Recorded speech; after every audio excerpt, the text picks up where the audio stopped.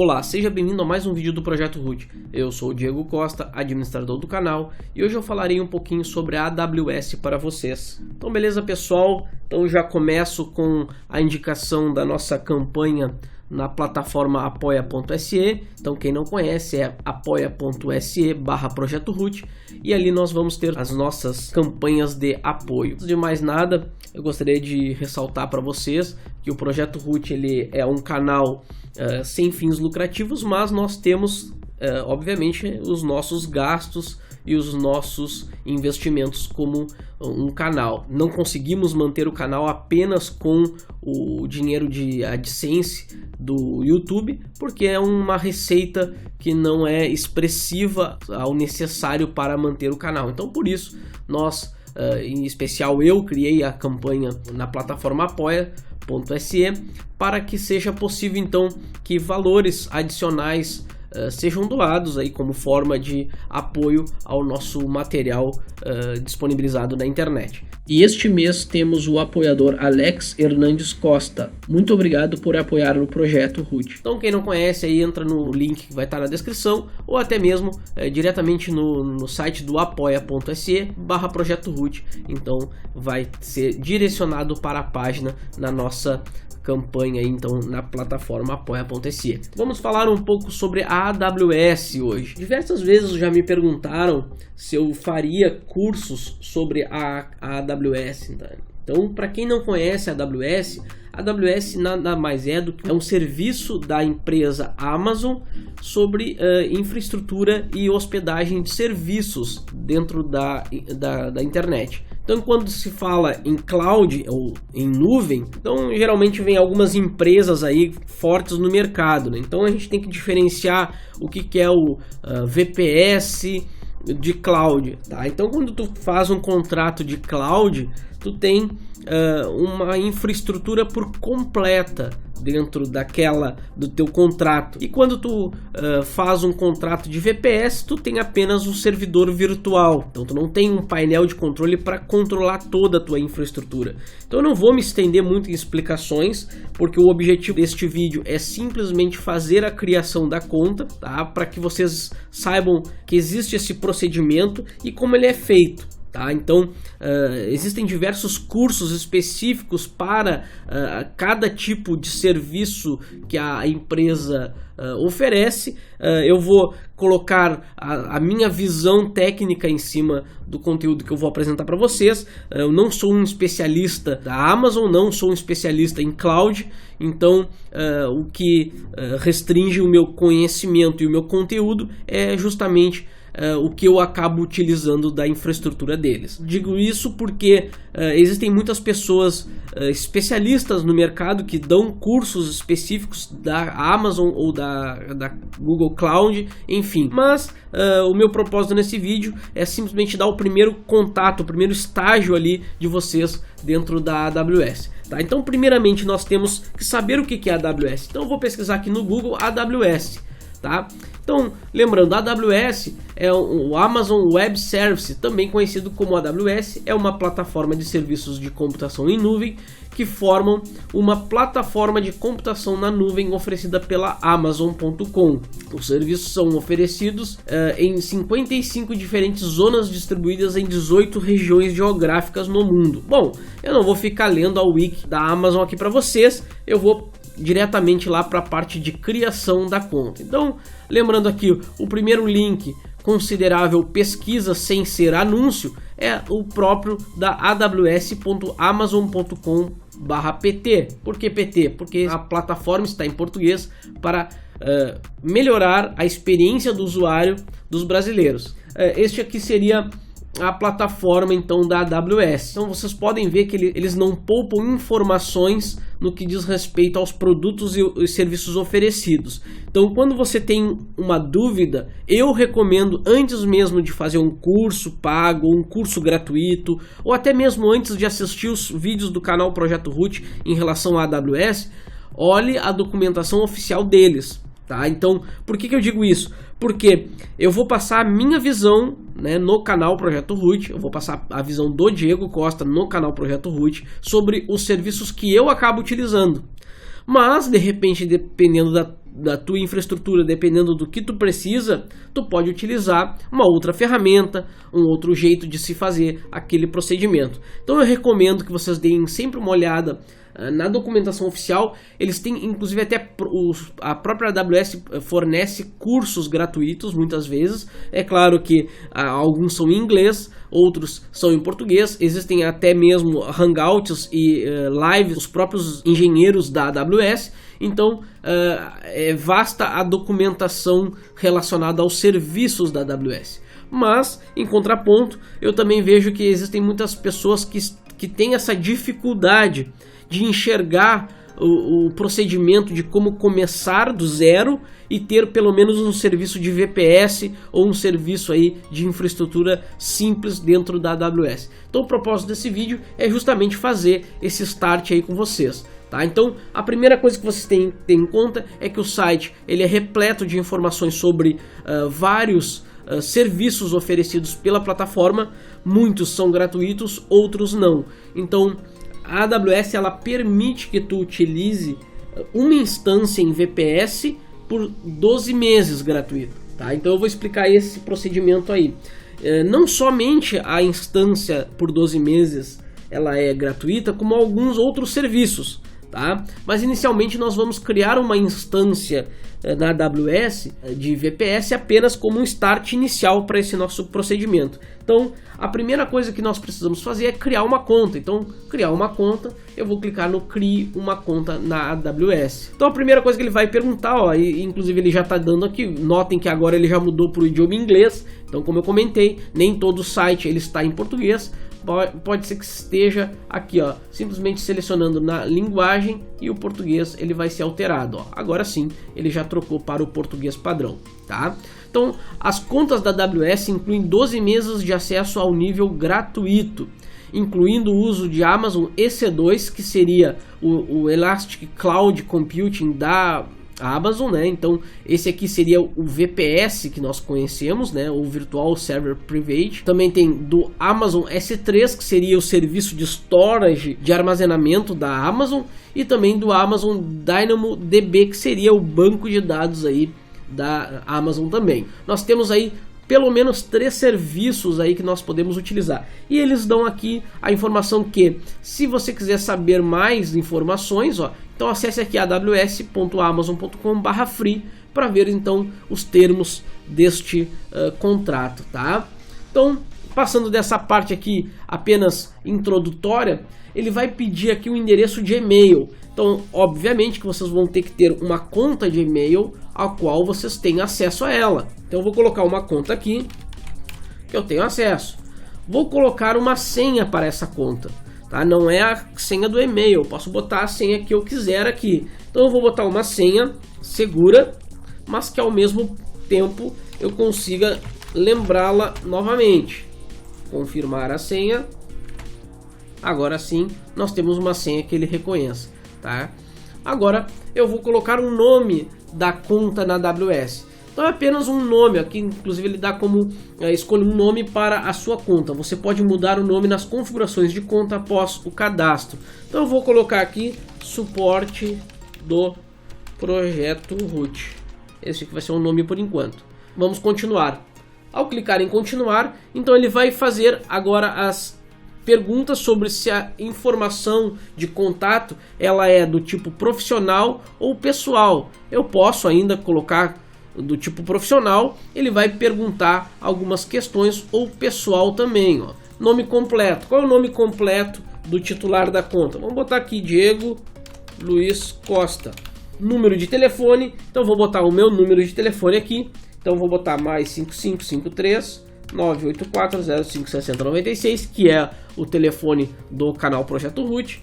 Vamos escolher agora aqui, após colocar o número de telefone, eu vou colocar agora aqui o meu país, Brasil, o meu endereço, a minha cidade, o meu estado e o meu CEP. Então após preencher aqui o meu CEP, ele pede para marcar esta opção para indicar que eu li então e concordo com os termos de contrato. Caso eu queira ler os termos de contrato, estão aqui os termos de contrato. Eu posso abrir numa nova aba e fazer a leitura dos termos de contrato. Seria importantíssimo que todos lessem, tá? Então, como o objetivo do vídeo aqui é ser um pouco mais rápido, eu não vou ler os termos agora aqui, mas fica aí para vocês a tarefa de lerem os termos para que vocês entendam como funciona a AWS, tá? Então vale a pena a leitura. Então vamos marcar e criar a conta e continuar. Neste momento, então, ele vai perguntar um cartão de crédito. Para que serve esse cartão de crédito? Ou seja, se tu utilizar a AWS de maneira que ultrapasse o nível gratuito da AWS, ele já vai te tarifar, ou seja, ele já vai te cobrar. Então, tu precisa informar um número de cartão de crédito. É necessário colocar o número de cartão de crédito. E esse número tem que ser válido, não pode ser um número, né, que não seja de fato o teu cartão. Então, agora que eu já preenchi os dados do cartão, então eu vou clicar em envio protegido, né? Então eu vou enviar essas informações de forma protegida e vou clicar aqui em envio protegido e ele vai fazer essa verificação agora se de fato está tudo correto com a minha configuração. Então confirme sua identidade. Então ele está perguntando aqui novamente o meu número de telefone, então eu vou preencher, não tem ramal, e aí eu vou preencher aqui EC3483. Isso é o capture, né? Então entre em contato comigo, tá? Então aqui eu só preciso botar o código de área, senão eles não vão conseguir entrar em contato comigo. E agora sim eu posso enviar e ele vai fazer a verificação. Então nesse momento ele vai enviar uma chamada para o meu celular apenas de que eu consiga responder esse código. Do seu telefone, por favor, informe o número de 4 dígitos do PIN que foi exibido na tela. Nesse momento ele está perguntando os dígitos, então nós vamos informar 0431. O PIN foi verificado com sucesso. Por favor, retorne à Amazon Web Services para concluir sua inscrição. Agradecemos pelo seu interesse na Amazon Web Services. Até logo. Feito então a ligação cai e agora eu posso prosseguir então com a minha identidade. Eu vou clicar em continuar. Neste momento ele vai perguntar então qual o meu plano que eu quero fazer.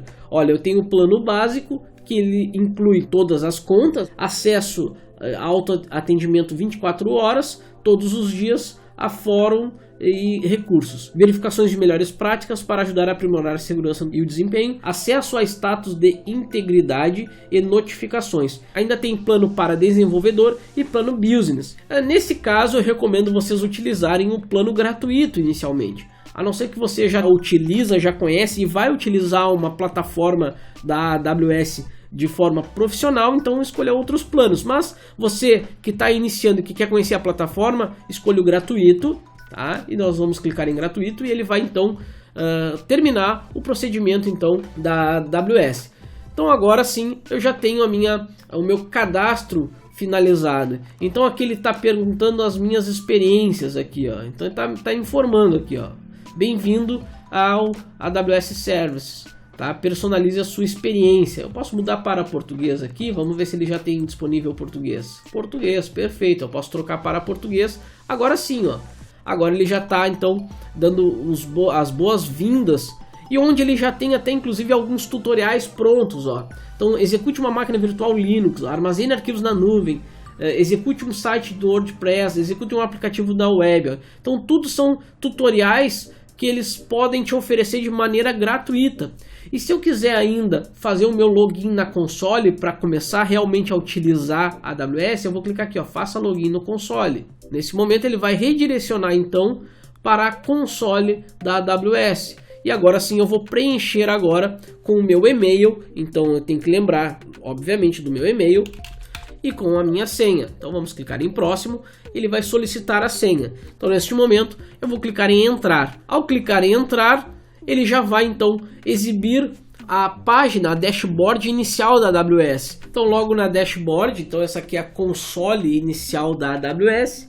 E se vocês quiserem passar ela para português, é só ir até a parte de baixo. Então vamos descer aqui e logo aqui embaixo nós temos aqui a linguagem em inglês e nós vamos passar para português.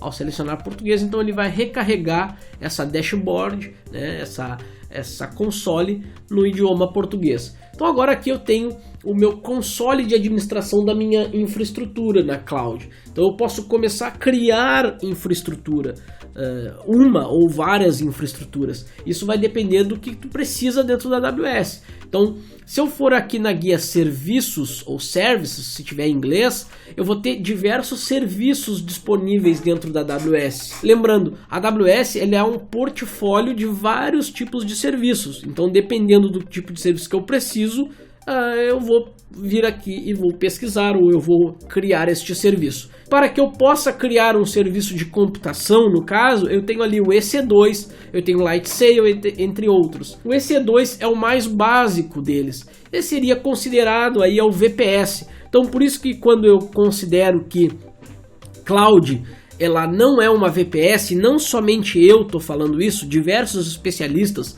em cloud dizem isto, é justamente por isso, porque as pessoas acabam confundindo os conceitos de VPS, que se encaixaria apenas nesse EC2 aqui, com todo o restante. Então dizer que tu tens uma VPS não significa dizer que tu tens uma cloud, ou seja, quando tu tem uma cloud, tu tem uma gama de serviços que uma VPS só não fornece. Então é errado considerar que tu tens uma VPS é a mesma coisa que tu ter em cloud. Então muitas vezes as pessoas contratam serviços, eu tenho uma cloud, eu botei o meu servidor na cloud, aí tu vai ver é apenas um servidor VPS, né? Ou um colocation, como antigamente eram vendidos nos provedores, né? Então tu contratava lá o serviço de colocation e nada mais é do que um servidor virtualizado dentro da infraestrutura do provedor ou dentro da infraestrutura do terceiro que fazia o serviço de provedor, tá? Então quando tu tem uma VPS, tu tem aqui o EC2.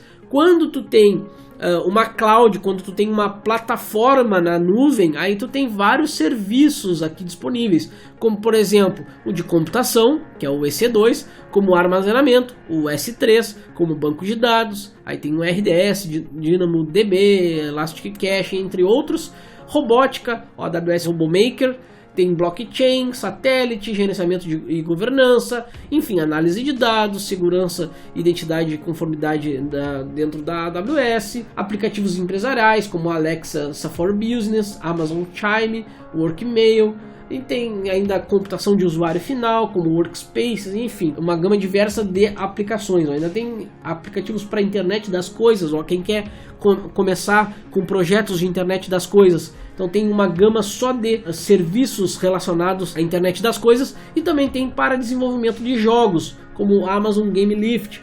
Diz as más línguas que a cada dia a Amazon resolve então fornecer pelo menos 2 ou 3 serviços a mais aí. Então é esperado que essa tela inicial aqui ela fique cada vez maior, né? Tanto que já tem uma barrinha aqui, ó, se eu for para baixo tem outros aqui nos esperando. Então tem migração e transferências, serviços de mídia, dispositivos móveis, enfim, redes e entrega de conteúdo, ó, a VPC aqui, ó, uma rede privada, enfim. Bom, é possível que quando vocês vejam este vídeo, essa gama de serviços oferecidos aqui pela AWS seja maior, talvez o dobro, o triplo do tamanho, né? É impossível dizer o quanto que a Amazon ainda vai crescer, mas é fato de dizer que a Amazon cresce exponencialmente. Eventualmente aí vocês vão acabar vendo que alguns serviços podem ter sido descontinuados, entre outros aí podem estar em ativo ainda, e muito mais ainda por vir. Tá ok, pessoal? Então essa aqui é a gama de serviços oferecidos pela AWS. Outras clouds também fornecem serviços semelhantes, então quer dizer que se tu aprender a AWS, tu vai saber todas as outras. Muitas coisas são semelhantes, outras são iguais e outras são bem diferentes. Então vai depender de cada microservicinho ali que tu vai acabar encontrando.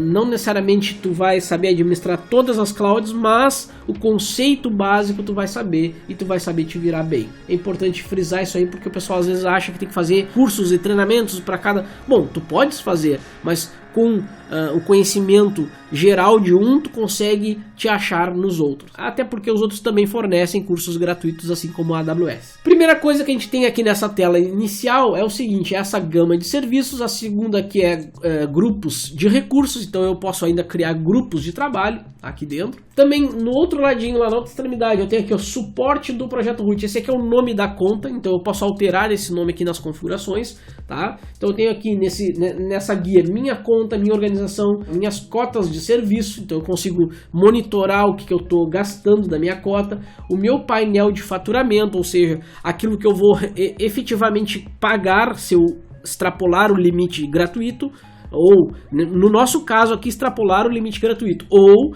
quando eu já tenho uma conta paga, ele já vai começar a ser tarifado ali no momento que eu criar o serviço. O fato de eu estar na console não gera custos. A console, a gama de serviços, ela não gera custos, né? O controle dela, eu abrir essa tela aqui não vai me gerar custo. Agora, no momento que eu levantar uma instância, levantar um serviço, bom, pode ser que esse serviço seja tarifado. Então é sempre importante frisar que é bom olhar a documentação do serviço que vocês querem testar, tá? Para saber se ele gera ou não um custo.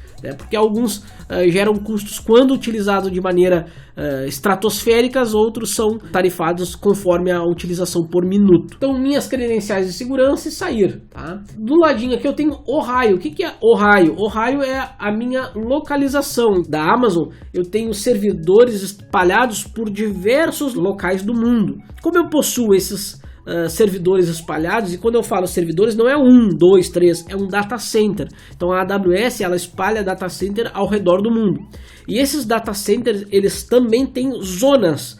Então o que são as zonas dentro da AWS? São conjuntos de data centers. Então, por exemplo, eu tenho em Ohio 3 data centers geograficamente distintos.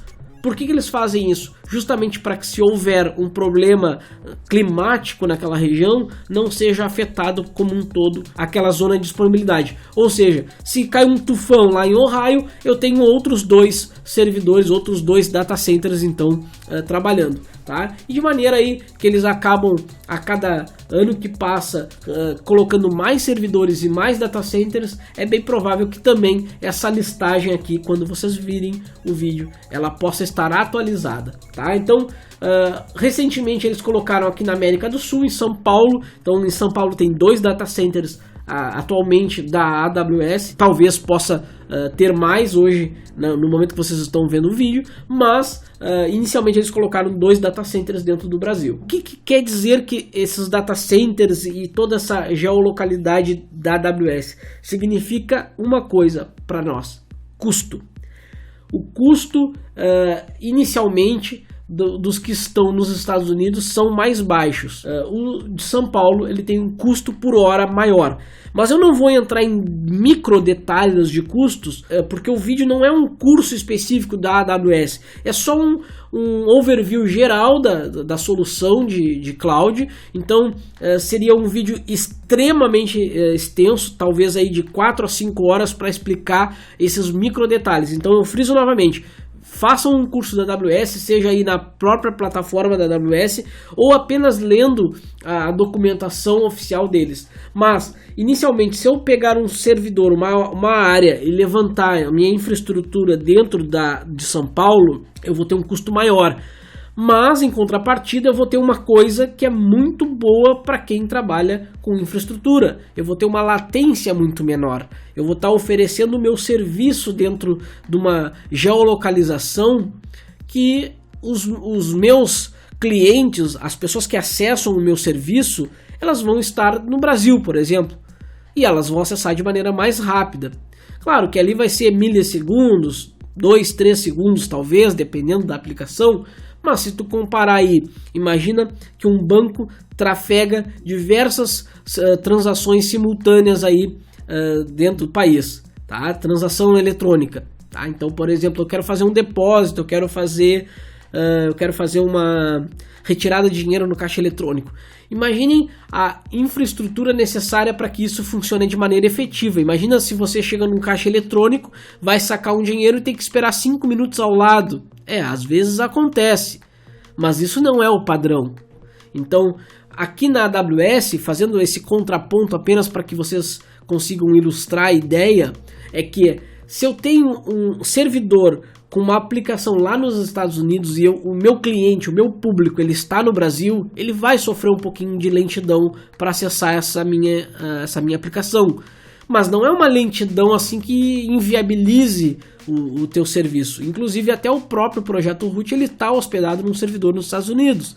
Então não é o ideal, mas é o mais barato. Então nesse caso eu posso escolher aqui o leste dos Estados Unidos, oeste dos Estados Unidos ou oeste dos Estados Unidos em Oregon. Então eu tenho aqui norte da Califórnia ou Oregon para escolher.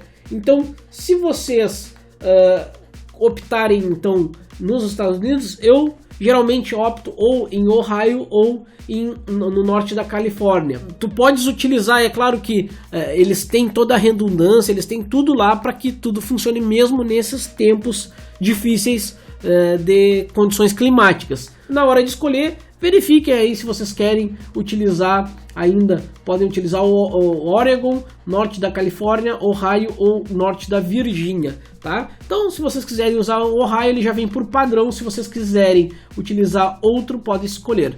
Mas lembrando, nem todo serviço vai estar disponível naquela geolocalização. Pode ser que alguns serviços não estejam disponíveis naquele local. Então, lembrando que seria importante vocês verem novamente a documentação. Apenas para contemplar aqui o propósito desse vídeo, eu vou criar o primeiro servidor, VPS aqui. Eu vou criar uma VPS, tá? Então, depois de eu mostrar aqui para vocês que existem as zonas, eu tenho ainda aqui a guia de suporte, onde eu vou conseguir então mais informações sobre o centro de suporte, os fóruns, as documentações, treinamentos e outros recursos. Tá? Vale a pena dar uma olhadinha nesta guia aqui também para vocês ficarem inteirados sobre os assuntos da AWS. Fora isso, agora então eu posso começar a criar a minha infraestrutura. A primeira coisa que eu vou fazer, serviços EC2. Então vamos lá. Em EC2, esta aqui é a parte onde eu vou criar a minha VPS. Então eu quero utilizar ele como um servidor VPS e eu preciso criar a minha VPS. Então, nesse caso aqui, o seu serviço não foi completo, né? Então, nas próximas 24 horas é que ele vai estar acessível efetivamente, tá? Então, o que acontece? A AWS, por garantia, ela acaba restringindo alguns recursos, pelo menos por 24 horas depois de completo o cadastro. Então, nós vamos ter que verificar o nosso e-mail para saber se tem um e-mail de confirmação da criação da conta. Então nós vamos abrir aqui o webmail, vou entrar na conta do suporte, aparentemente ela não tem nada. Vamos clicar nesse link aqui para completar o nosso cadastro. Agora ele vai dar a informação que o nosso cadastro foi confirmado. Então vá para o Manager, né, a console de gerência. Vamos verificar aqui se o cartão de crédito também foi autorizado. Ok, já foi autorizado e ok.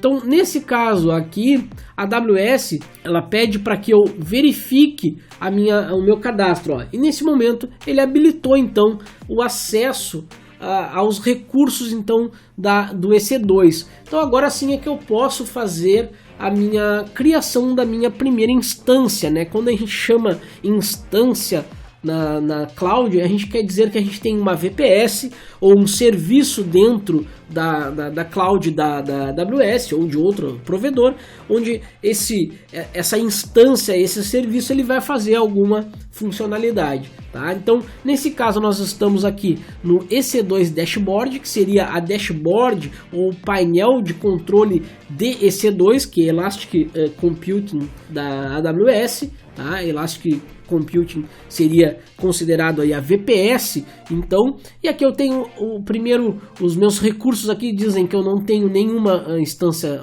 rodando, nenhuma dedicada, nenhum volume, nenhuma chave, ó, nada, tá tudo vazio, apenas um Security Group.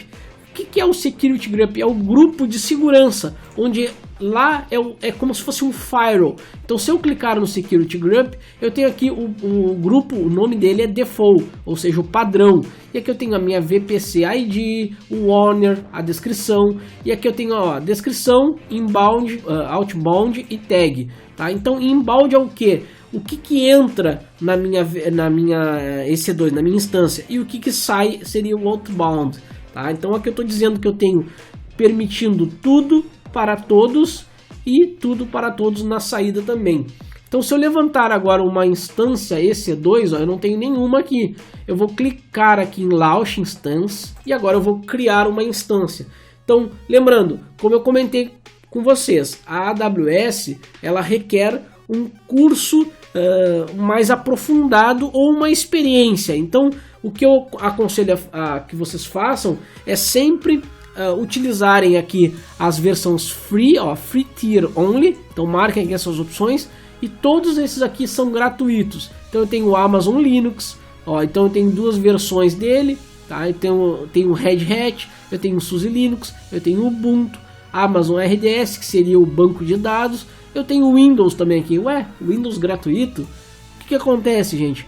Nessa plataforma, quando eu contrato o serviço, por exemplo, do Microsoft Windows Server 2019 Base, seria a versão básica dele para data center, eu já estou adquirindo o licenciamento desta máquina. Então eu já tenho uma licença do Windows 2019 Data Center inserida dentro desse serviço se eu quiser. Então se eu selecionar essa opção, eu vou ter um servidor Windows Server licenciado, tá? Mas efetivamente ele está mostrando aqui free porque ele deve ter um período ou um tipo de hardware específico, um tipo de situação específica para funcionar nessa versão free, tá? Então vocês vão ver aqui que tem diversos Windows aqui, ó. Tem Ubuntu, tem Windows, tem tudo aqui. Se eu quiser levantar, por exemplo, eu quero levantar aqui um Ubuntu, ó, tá aqui, ó, Ubuntu 16.04, ó. Se eu selecionar ele, eu ainda tenho duas arquiteturas aqui que eu posso selecionar, ou x86 ou ARM, ó. Ah, eu quero testar um projeto lá em ARM. Bom, eu posso utilizar então aqui em ARM ou em 64 bits x86. Então ao selecionar o Ubuntu, ó, então eu vou clicar em Select e agora ele vai perguntar aqui o que eu vou utilizar. Notem que ele já vem marcado o Free Tier. O Free Tier então seria a amostra grátis, né? Ou seja, aquilo que não é tarifado, tá? Então é experimentação gratuita. Então aqui ele já vem aqui uma etiqueta dizendo que é Free Tier por um ano, né? Naquela questão de se tu não ultrapassar o limite.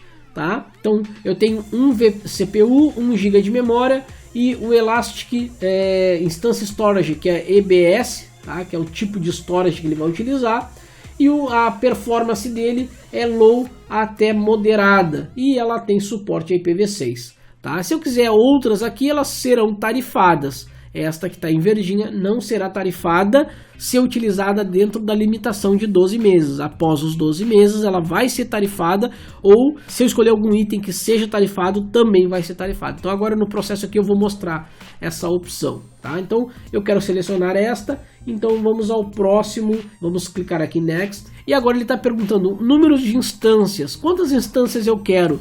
Eu posso querer 10 instâncias, 1000 instâncias, ó. Eu posso botar aqui, é claro que ele vai tarifar, obviamente, né? Então, eu quero uma instância. Aqui eu tenho algumas opções padrões, tá? Que de momento eu não vou modificá-las, justamente para não confundir vocês, porque requer um pouco mais de conhecimento da plataforma, tá? Mas aqui eu só vou mostrar para vocês que eu quero uma instância. Aqui tá tudo ok, não vou mexer em nada, poderia configurar, inclusive existem cursos que mostram como configurar cada item que eu estou mostrando aqui para vocês, mas aqui eu quero fazer um vídeo mais rápido, mais efetivo e só criando um servidor, tá? Então vou deixar aqui essas opções e vou clicar em Next para adicionar um storage. Tá? Então aqui ele já indica que eu tenho um storage aqui, um barra, né? Ou seja, um root, né? Minha barra de 8 GB. Então tá, por mim tudo bem, eu vou usar menos de 8 GB, talvez para instalar o servidor aqui, talvez 1,5 GB, tá? 8 GB tá de bom tamanho.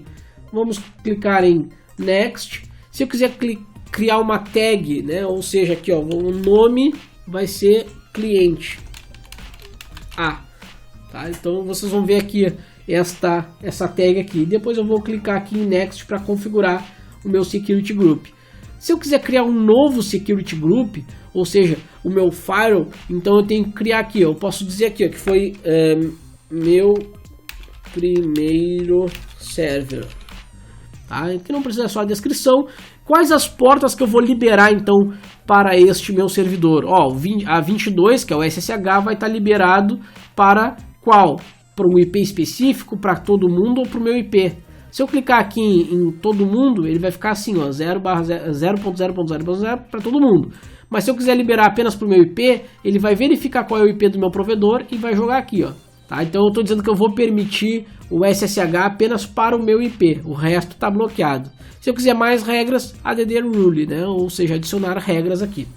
Caso contrário, não quero mais liberar mais nenhuma regra no momento, eu vou clicar em Review em Launch. Aqui ele vai mostrar o tipo de servidor que nós escolhemos, os detalhes da instância, o storage, qual vai ser o storage utilizado. Tá? Não vou explicar muita coisa aqui não, porque requer mais prática e um tempo maior para poder explicar item por item. Tá? Então vamos dar um launch.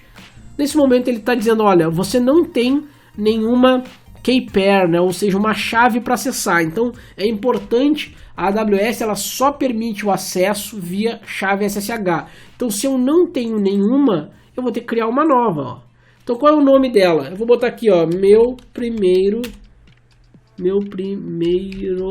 server. Posso criar quantas chaves eu quiser? Posso. Mas lembrando, esta chave aqui, ela não pode ser alterada. Ela pode ser removida e criada uma nova. Só que eu não posso ter uma chave dentro de um servidor. Tá? Por exemplo, se eu criar agora aqui essa chave, meu primeiro server, ela vai colocar essa chave dentro do meu servidor. E somente com ela eu consigo acessar o meu servidor. Se eu perder essa chave, eu perco acesso ao servidor. Então, muito importante, ó. Então, tanto que ele pede aqui, ó, faça o download da sua chave. Tá? Então, vamos fazer o download. Ele vai fazer o download, vamos salvar o arquivo, tá? Ele vai salvar esse arquivo, meu primeiro server.pen, e guardem com todo o amor e carinho esse arquivo. Coloquem aí num pendrive, coloquem aí num storage, coloquem aí num e-mail criptografado. Guardem bem esta chave. No momento que perder essa chave, vocês não têm acesso mais àquele servidor. Tá? Vocês vão precisar dela para inserir demais chaves dentro do servidor. Tá? Então, deixa esse alerta aí. E agora sim, eu posso então dar um launch para ele começar a criar essa instância. Nesse momento, então, ele já disse que a instância foi criada com sucesso e eu posso verificar as minhas instâncias agora aqui. Então, notem que agora ele já está inicializando a minha instância. Ó. Então, ele está aqui com o padrão pending. Se eu clicar com o botão direito aqui na instância, eu posso verificar os meus logs. Então, eu posso vir aqui em Instance Settings, Get System Log. Eu consigo ver na tela aqui o que está acontecendo lá na minha instância. Ó. Ele está carregando, ele deve estar levantando essa instância ainda. Ó. Se eu atualizar aqui um momento, ele vai aparecer a informação da instância. Mas, em compensação, aqui em Get System Screenshot eu consigo ver o que está lá na tela. Então ele já está lá na tela. É claro que isso aqui eu não consigo interagir, tá, gente? Então não tem como interagir aqui, é um screenshot. Ó. Ele vai retirar o screenshot novamente. Tá? Apenas para que eu consiga ver o que está acontecendo do outro lado. Se eu quiser acessar esta máquina, ó, Connect, ele vai dizer aqui, ó, você tem algumas opções. Você pode baixar aquele arquivo, ó, então meu primeiro server.pen, eu tenho que dar um chmod 400 nele, ou eu posso conectar via o DNS público dele. Ó.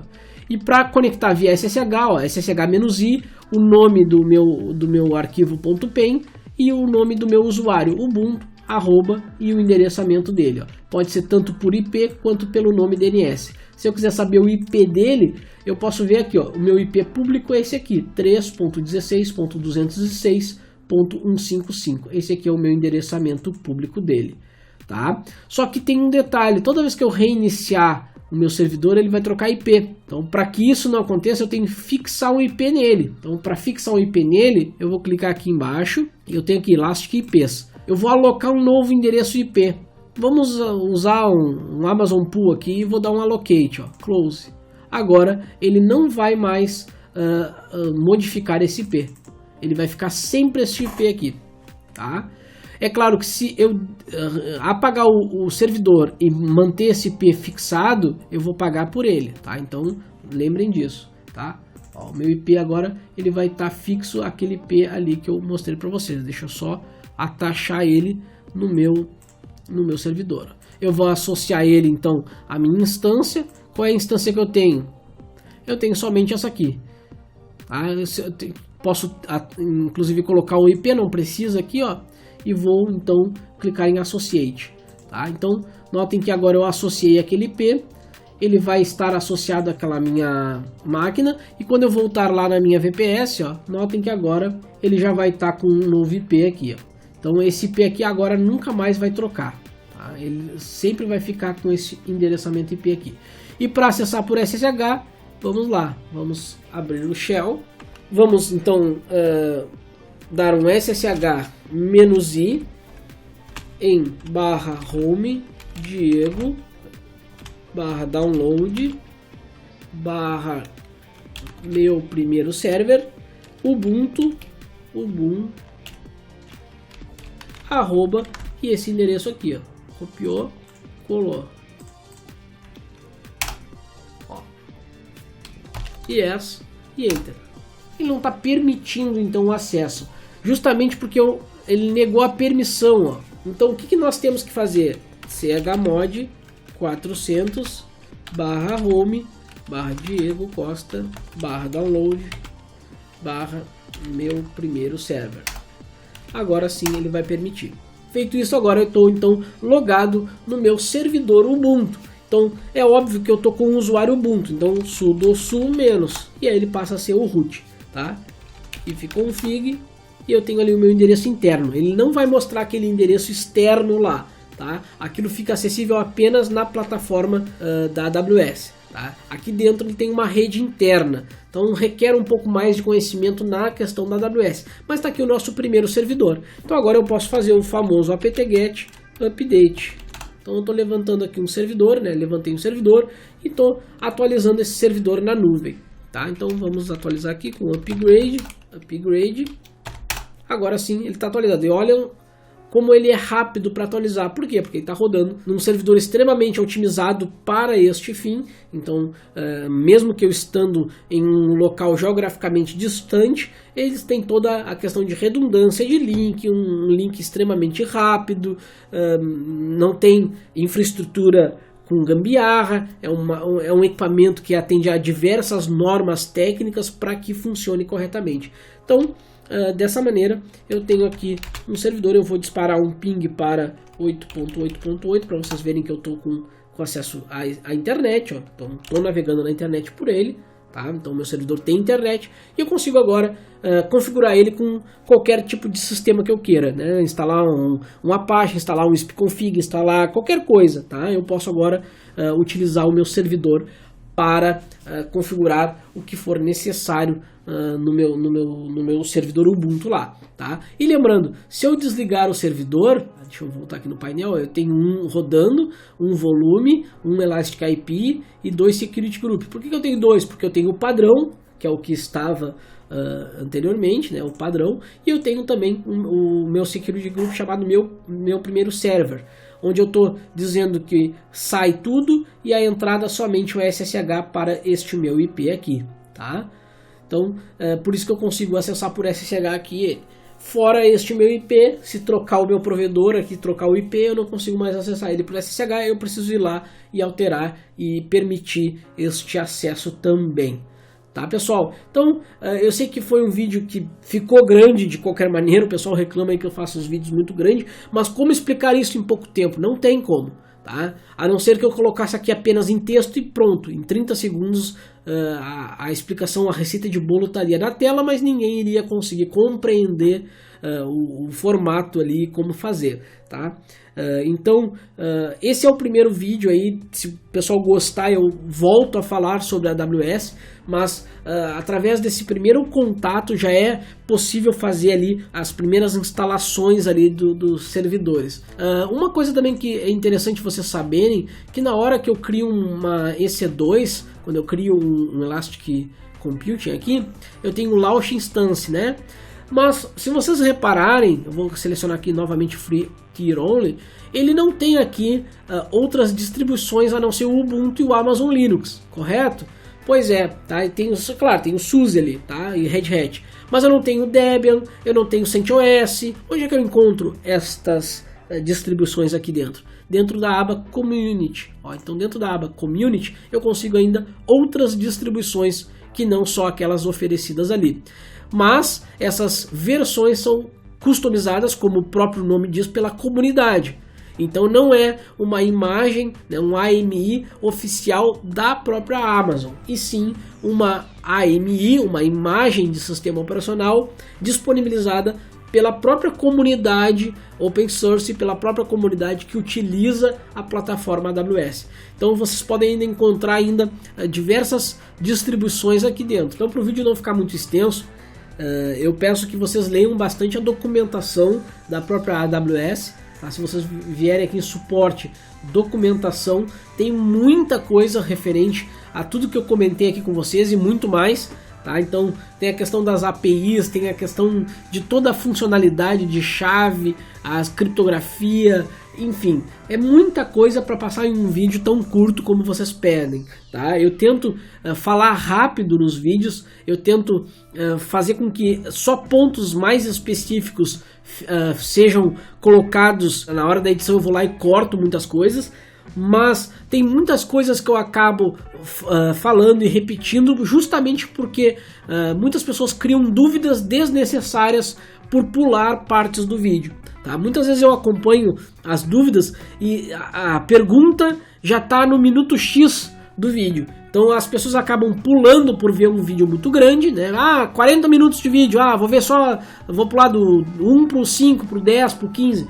E aí acaba perdendo a forma com que eu falo, para que vocês entendam, além do conceito, também como fazer. Tá? Então muitas vezes o pessoal acaba aí colocando, muito blá blá blá. Bom, beleza, se é muito blá blá blá, cara, olha na descrição, vai direto onde tu quer, ou não precisa assistir os nossos vídeos. Tá? É claro que é importante para nós que o público assista, mas se você está procurando algo muito imediatista, muito na hora, vai para um fórum, cara, não vem aqui pro canal, porque aqui não é só um guia de receita de bolo.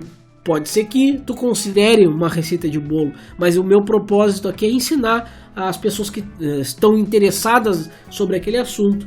Então eu tento conversar e sempre, como eu falo, eu trago a minha visão como profissional da área de infraestrutura, como profissional de tecnologia da informação.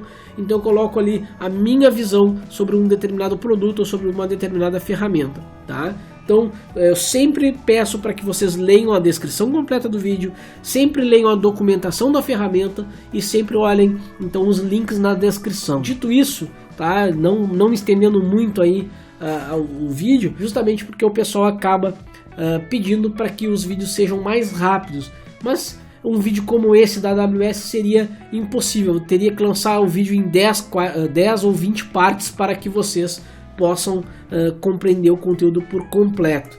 Tá? Se está sem tempo de assistir o vídeo uns 40, 50 minutos, beleza, cara, no momento propício volte e veja o nosso vídeo. Caso nunca tenha 40, 50 minutos, cara, te aconselho a nunca entrar numa faculdade, porque tu não vai chegar na aula e pedir pro professor falar rápido porque tu tem que ir pra cantina tomar cafezinho ou porque tu não tá a fim de assistir a aula dele. Tá? Se tu tá lá dentro, tu vai assistir as 4 horas ou 5 horas ou quantas horas for necessário. Claro, só para finalizar mesmo, se você gostou dessa linha de vídeo sobre a AWS, coloca nos comentários aí que dependendo da sugestão dos pessoal aí, eu volto a falar sobre a AWS. Um grande abraço a todos e valeu!